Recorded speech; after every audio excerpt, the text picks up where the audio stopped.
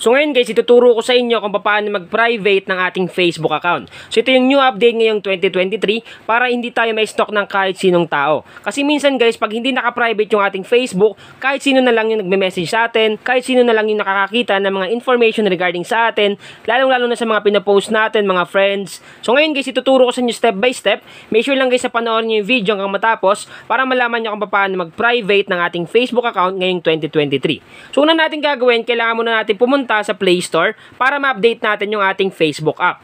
So click lang natin itong Play Store, then i-type natin dito sa may search bar or sa taas yung Facebook. So search natin yung Facebook. Itong Facebook guys yung ginagamit ko, yung kulay blue. Once na may makita kayong update dito, click nyo lang para ma-update yung ating Facebook app sa mga new features ni Facebook. So once na ma-update nyo na, open nyo lang. So, syempre, pag inopen nyo yung app, madedirekta kayo sa inyong Facebook account. Ngayon, una natin gagawin para ma-private yung ating Facebook account. Click lang natin itong tatlong underline dito sa may profile na nakalagay. Click natin. Once na maklik na natin yan, scroll down lang natin siya. Hanapin natin sa baba yung Settings and Privacy. So, eto yun, Settings and Privacy. Click lang natin. Once na maklik na natin yan, hanapin natin dito yung Settings. So, sa baba ng Settings and Privacy. Di ba naklik natin yung Settings and Privacy, automatic lalabas dyan sa baba yung Settings. So, click Settings. Once na mapindot na natin yung Settings, hanapin natin dito yung Profile. So, ito yung Profile dito. Sa baba niyan, may nakalagay na Profile Settings. So, i-click lang natin itong Profile Settings dito. Once na maklik na natin yan, maglo-loading yan. So, dito na tayo guys sa Privacy. Ngayon, click lang natin itong Privacy dito, sa baba. Itong Privacy, click lang natin. Then, pag naklik mo yung privacy, andito na tayo sa my privacy shortcuts. So, dito guys, sa your activity, dito tayo magsisimula. Dito muna tayo sa who can see your future post. So, click lang natin.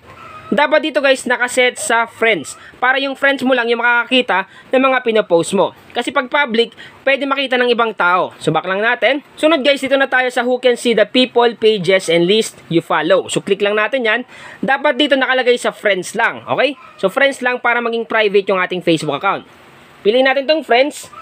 So, automatic guys, yung makakakita na lang ng mga fina-follow natin, ng mga pages, people, and list is yung mga friends lang natin mismo. So, back lang natin. Then, dito naman tayo sa who can see your stories. So, click lang natin tong who can see your stories.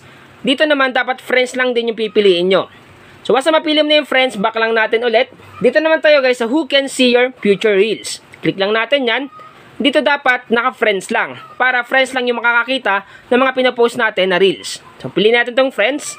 Once na mapili mo yung friends, back lang natin. So, yung mga binanggit ko lang is yun yung papalitan natin para maging private yung ating Facebook account. So, dito naman tayo sa may how people find and contact you. So, ito yung pinaka-importante sa lahat. So, una, yung who can send you friend request.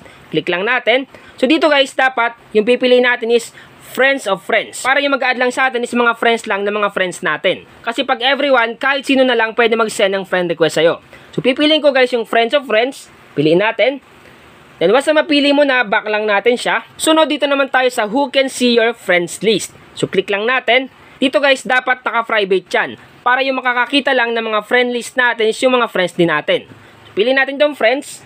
Piliin natin. Once na mapili mo na yung friends, back lang natin siya. Sunod, dito naman tayo sa who can look you up using the email address you provided. So, click lang natin to. Dito guys, dapat nakaset to sa friends lang. Or pwede rin guys sa only me. Pero para sa akin, pag mga ganong usapan, mga email address, dapat only me lang. Para secured talaga yung ating email address. Click lang natin tong only me. Pero kung gusto nyo guys i-friends, nasa sa inyo yan. Back lang natin siya. Sunod, dito naman tayo sa who can look you up using the phone number you provided. So, click lang natin to. Dito guys, yung pipiliin ko is same lang din sa may email address. Dapat naka-only me lang. Kasi nga, privacy natin yon. So, piliin natin tong only me. Then, once na mapili mo na, back lang natin siya. Sunod, dito naman tayo sa do you want search engines outside of Facebook to link your profile? So, click natin to. Then, sabi dito, do you want search engines outside of Facebook to link to your profile? When this setting is on, search engines may link to your profile in their result. So, ibig sabihin guys, once na sinearch tayo sa Google, makikita yung ating Facebook. Ngayon, ang gagawin ko lang, ito-turn up ko lang to para maging private yung ating Facebook account. So, turn up natin yan. Once na ma-turn up na natin yan, may lalabas sa baba. Are you sure you want to disable public search? So, ang gagawin mo lang, click mo lang tong disable. click disable at automatic guys na off na natin yung search engine result kung sino man na mag-try na mag-search natin. So yun lang guys yung isa-set natin yung mga binanggit ko para maging private yung ating Facebook account ngayong 2023. So yun guys, sabalayan ko muna kayo. Sa mga hindi pa nag-order ng ating official merch or t-shirt natin na Mindtech Official, so eto yun, suot-suot ko na. Sa mga hindi pa nag-order guys, mag-order na kayo kasi nga konti lang to. So limited lang yung paggawa natin kasi yun lang yung kasya sa budget natin.